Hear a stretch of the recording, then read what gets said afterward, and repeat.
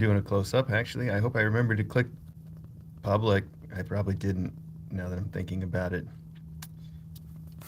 I guess we'll find out if people start coming into the close-up. If I start seeing people, then I know I did, and if I don't, I know I didn't.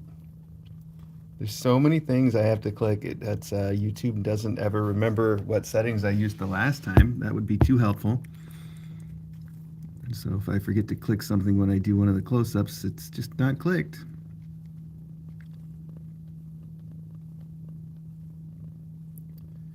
All right, somebody found it. So I don't know if that means one of the admins clicked through or if it means, okay. All right, good. No, it's not an admin. All right, so looks like it's working. Talvin Lapsey. All right, first one in. Perfect. Now we know we're actually here. Good. Okay. Well, it's not going to be a long one anyway. I'm trying to do these more often, and the way that we're going to get these more often is if I don't really feel any pressure to make them any certain length. So my apologies if you end up tuning into one and it's not super long. But that's just how we're going to go.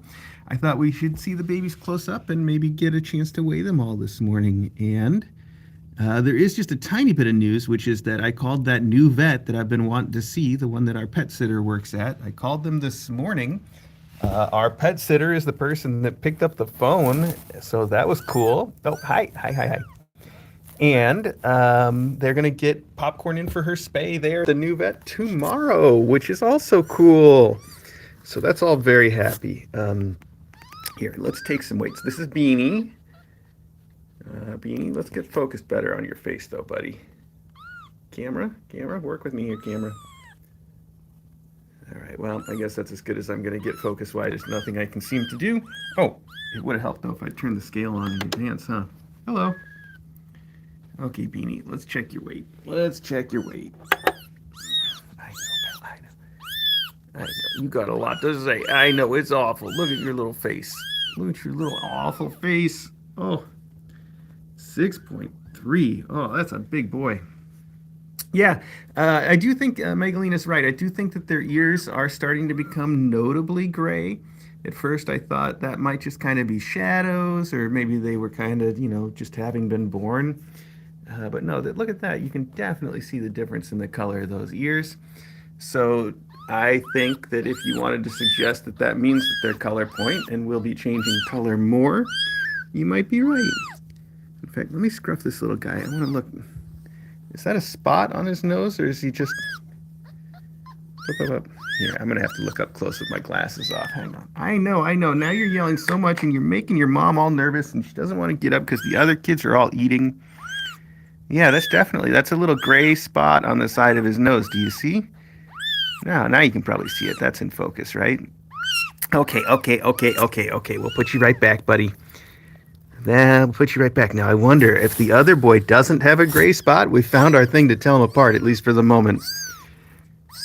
Well, he's got a little gray spot on either side, doesn't he? I guess we'll have to take another look. But this is the other boy. Got a little something on his head there. Okay. Who is Helmet. So this is Helmet.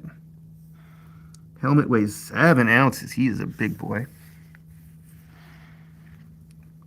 I think we should compare those noses a little more because that might still be a useful thing to tell from. Because otherwise it's very hard to tell any difference between these two. But this guy's got that little bit of gray on both sides. It's terrible.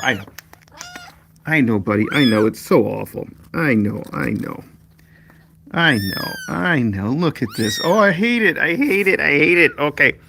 Here, let's take another look at Beanie real quick and see if he's got a little spot that you can tell on both sides of his nose. Oh, if it's just the one.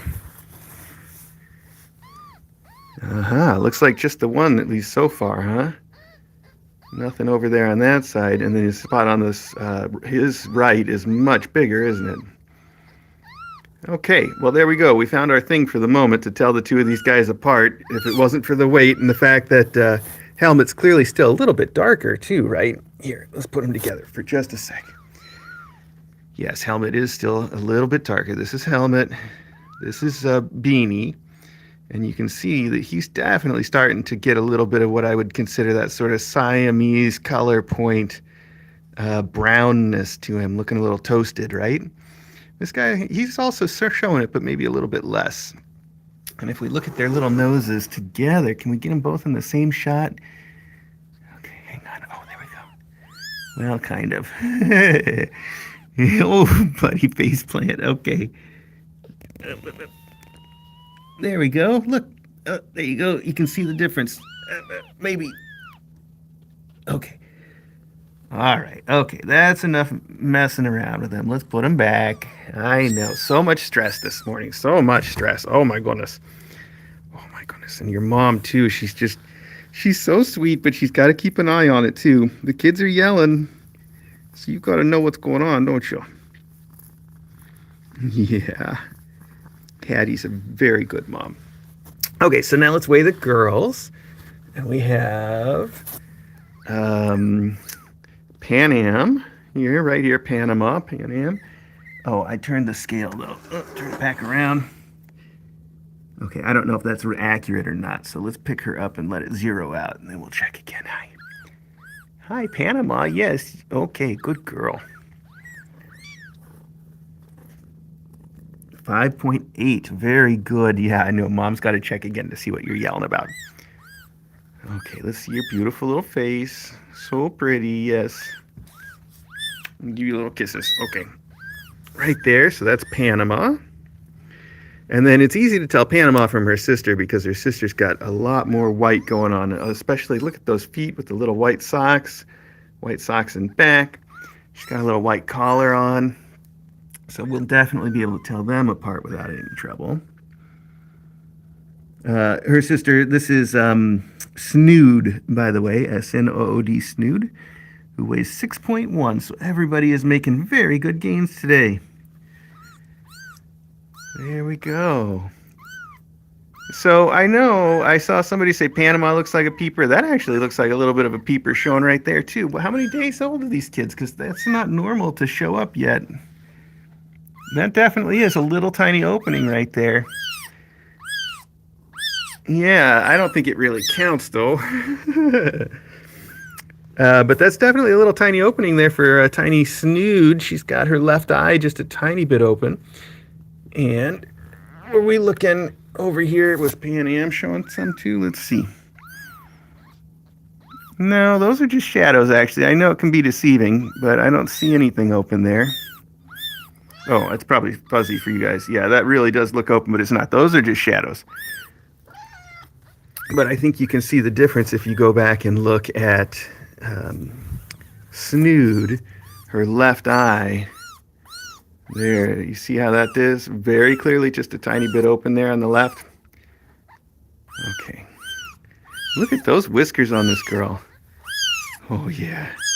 Okay. But look how cute you are, though. Okay, right on down there.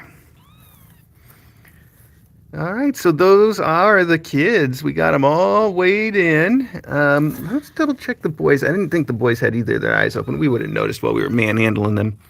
No, he's definitely all the way closed. If you see anything, it's just shadows. And over here. Yeah, same. So it's only Snood so far. There we go. I know, and you kids all are yelling so much. I think they're going to grow up to be really sweet boys and girls, though, because they take after their mom, who's really sweet. And as much yelling as they're doing, they're a lot less hissy than some of the classes that we've had. Some of them get very hissy, and these guys have not been very hissy at all. They have hissed at me, but not very much. They don't get too serious about it. So I think they're going to have real good attitudes.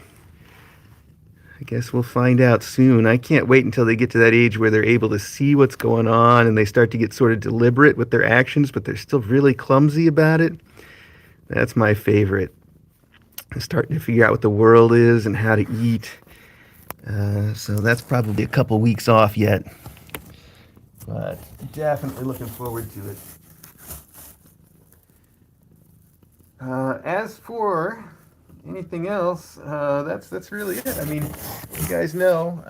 Let's see. I already said that I set up the vet appointment for Popcorn. We'll go up and find her too, and just say hi to her real quick. But her appointment is for tomorrow, so she's going to get fasted tonight. She's going to go get her spay and neuter with the new vet tomorrow. She'll be our trial sort of spay with the new vet.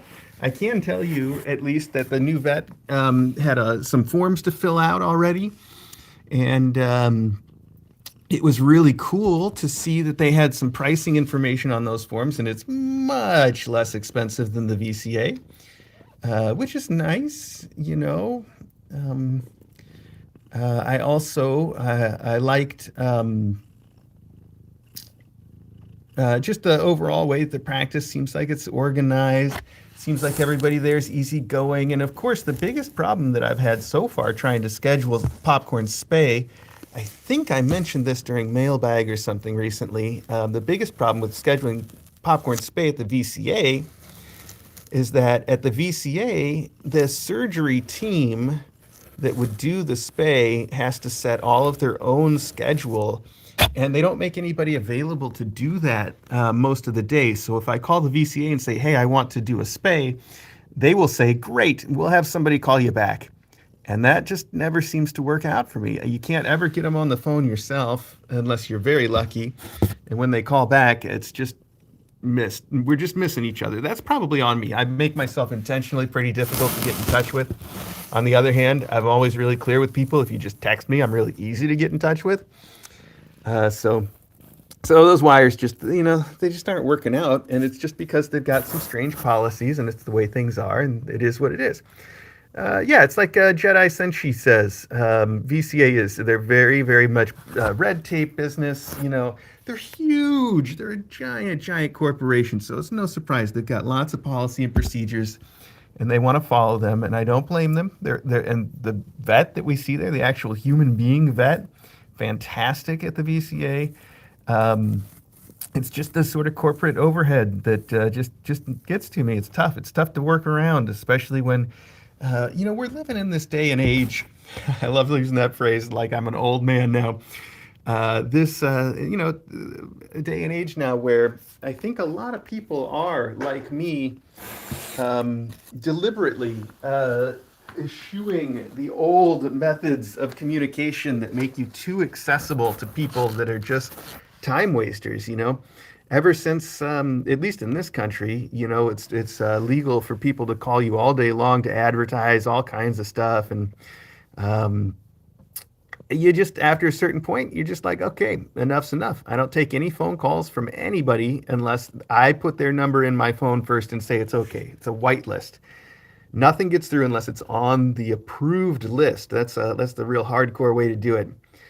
And I don't think I'm the only person going that way. And I think anybody that really wants to be successful these days has to accommodate folks that would rather be texted or emailed, because that's the wave of the future. It's, my generation, I think most of them still very big on phone calls. But anybody who's of a generation younger than me, they don't call people. Phone's just not, it's not the way.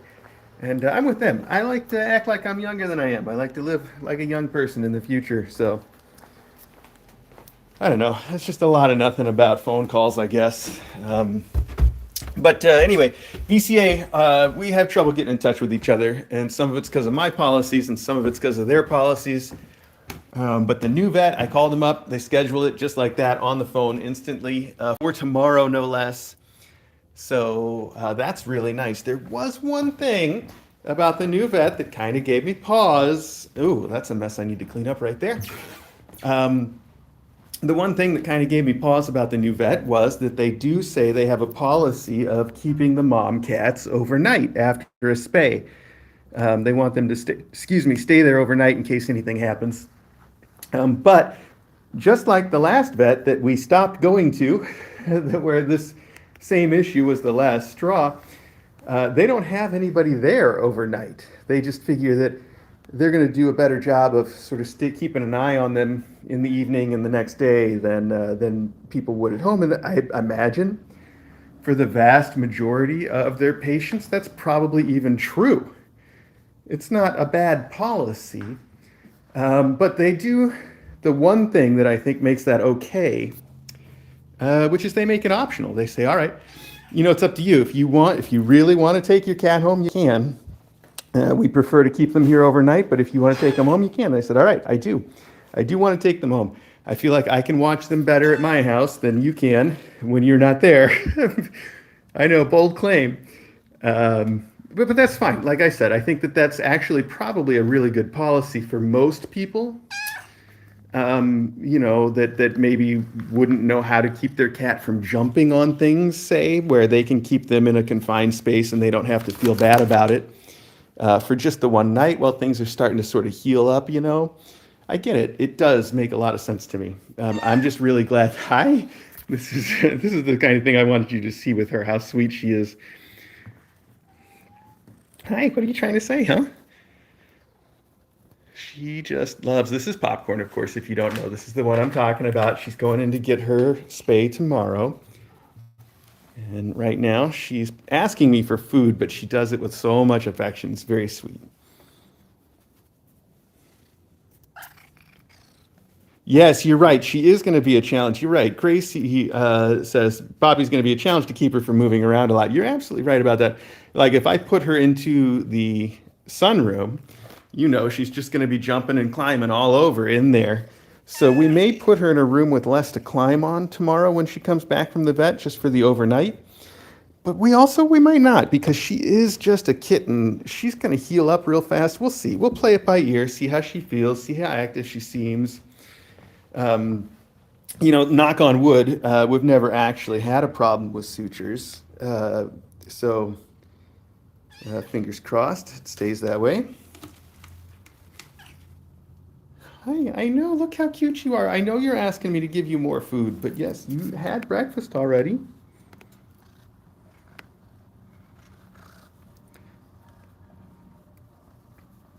Can you guys hear all that purring from her too?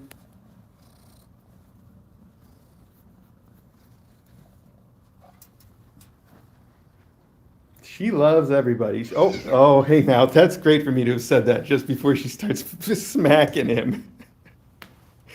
But I wasn't worried about that turning into a big fight, obviously, or I would have intervened, and I didn't feel like I had to do that. So, I think she's okay. Even if she's making me a liar. She does get along well with everybody, though. You could see she was starting to rub up on him, and then for some reason she got the signal from him and decided she had to smack him instead. Whatever. Whatever. It is. It's got to be Logan's fault. Yeah, as soon as just the minute I'm like, oh, she's really nice with other cats. Bam. Oh yeah? I'll show you nice. Mm-hmm. Okay, don't do any more of that. No, we don't have to keep going with that. Nope, no reason to keep going with that. She's so pretty too. Such a pretty kitty. Okay, well, that's it. I'm going okay, that's not going to get you lunch. Are you learning that from Loganberry? Did he teach you to do that? Logan's usually the one that gets all hangry and starts hitting everybody. Okay. Well, I am actually going to go maybe give him some food and also clean up that mess that somebody made on the floor over there. A little vomit hairball. Actually, that is a hairball. All right. Still going to clean it up. So, thanks everybody, and I will catch you next time.